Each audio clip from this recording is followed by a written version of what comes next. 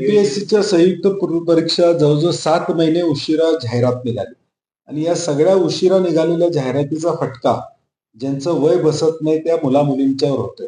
आणि म्हणून काल बसून एमपीएससीचे विद्यार्थी रस्त्यावर आहेत. गेले 8-10 दिवस झालं सरकार दरबारी ही फाईल प्रलंबित आहे की ही मर्यादा वाढवण्यासंदर्भात. काल मुख्यमंत्री महोदयांना देखील मी काल रात्री विनंती केलेली आहे की या संदर्भात तातडीनं लक्ष घालावं आणि 4 तारखेला परीक्षा आहे ती पुढे ढकलावी जेणेकरून या वयोमर्यादेचा विषय मार्गी लागेल. माझी आपल्या माध्यमातून देखील मुख्यमंत्री महोदयांना विनंती आहे की ताबडतोब हा निर्णय आजच्या आज जाहीर करा. हजारो विद्यार्थी रस्त्यावर पुण्यामध्ये त्या ठिकाणी त्यांच्यावर पोलीस दबाव आणतायत. त्यांचे मोबाईल कॉल काढून घेतले. टेलिग्राम चॅनेलवर त्यांचे जे व्हॉट्सअप होते किंवा ज्या गोष्टी होत्या त्या डिलीट करायला लावल्या.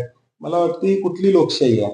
तुम्ही तुमचे मोबाईल विद्यार्थिनींचे काढून घेणार आणि त्याच्यावर त्यांचा चॅट या संदर्भातला डिलीट करणार. हे मला वाटते हुकुमशाहीकडे वाटचाल आहे. जे भविष्यकाळात महाराष्ट्राची सेवा करू इच्छितात एमपीएससीच्या माध्यमातून त्यांच्यावर पहिल्यांदाच अन्याय आहे. त्यांच्यावर पहिल्यांदाच हुकुमशाही पद्धतीने वागणं हे महाराष्ट्राला शोभत नाही. आणि म्हणून मुख्यमंत्री महोदयांशी माझा काल संपर्क मी केलेला आहे.